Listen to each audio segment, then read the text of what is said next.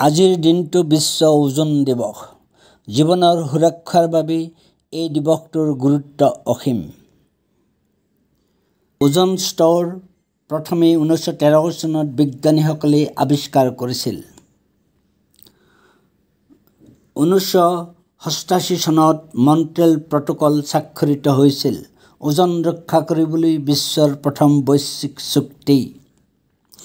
ওজন স্তৰ হৈছে আমাৰ আকাশৰ সুৰক্ষামূলক ঢাল।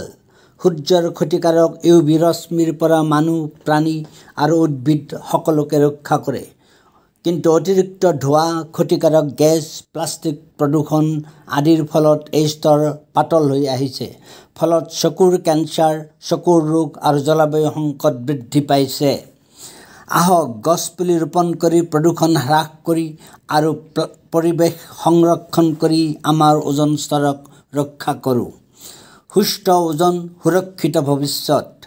আমাৰ আজিৰ দায়িত্বই কাইলৈ ৰক্ষা কৰিব।